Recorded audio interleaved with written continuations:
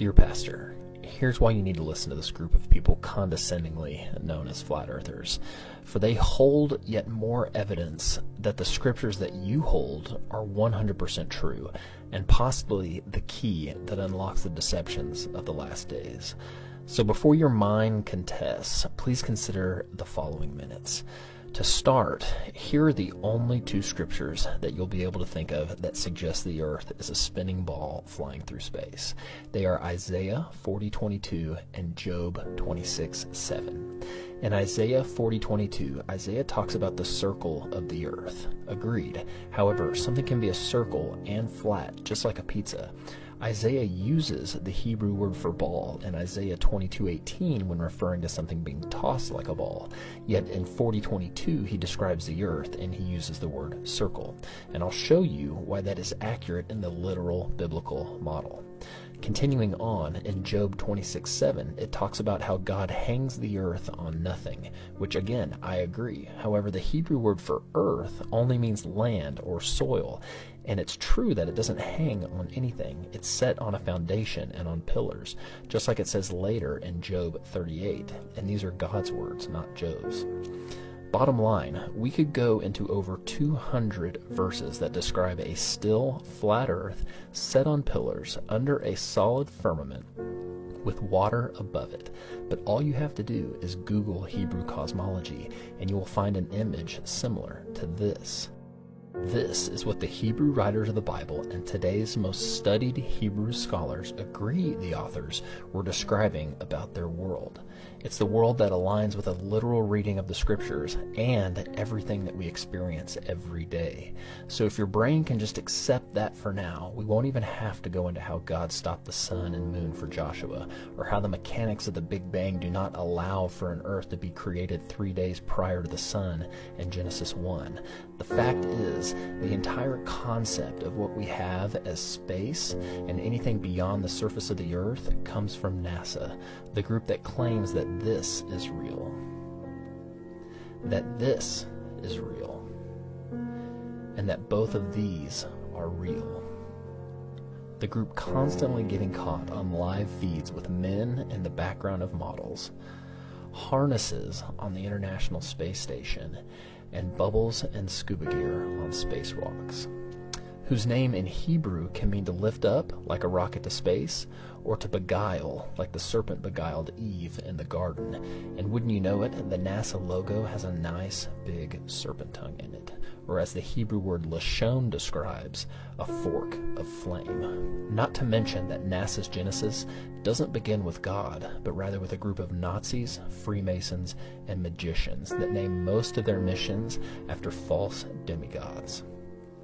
Now, back to the Hebrew concept of the world in which we live. Here's a bird's eye view over the North Pole of the most widely accepted flat Earth map, which also happens to be the flag of the United Nations.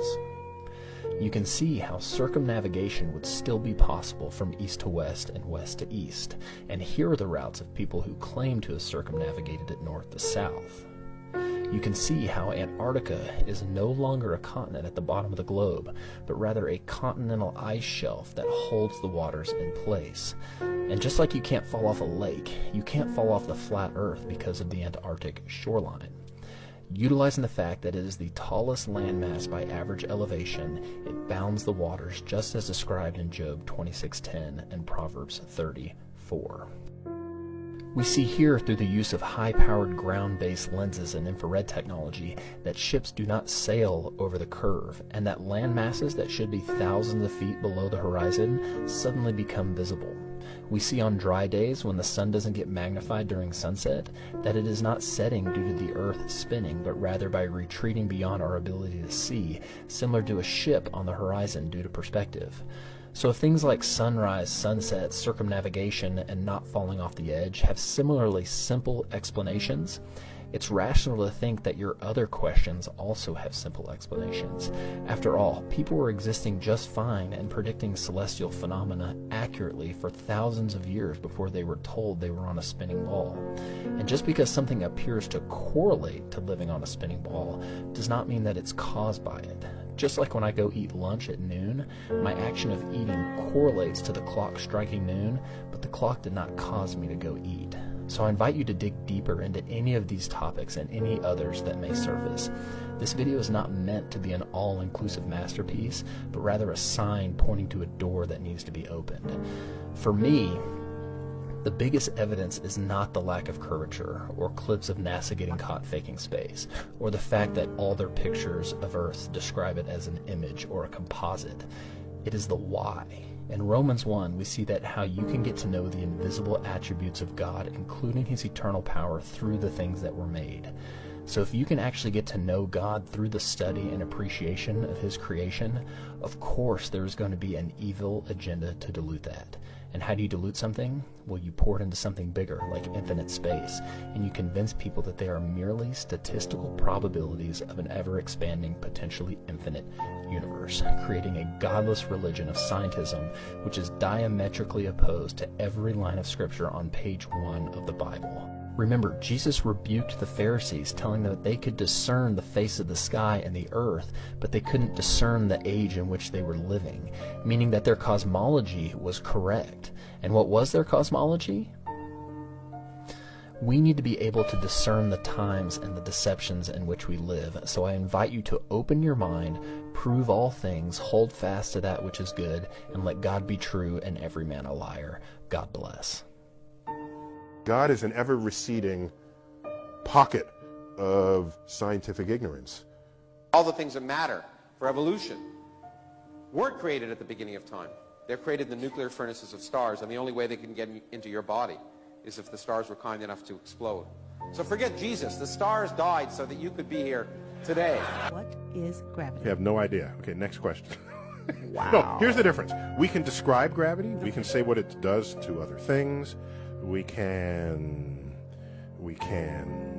measure it, predict with it. But when you start asking, like, what it is, I don't know. Right now, we only can fly in Earth orbit. That's the farthest that we can go. And Oh, okay. So if the Earth were actually this size, the International Space Station would be orbiting about a half an inch above the surface. You can tell it's real because it looks so fake, honestly. Like, we'd have way better CGI if it was fake.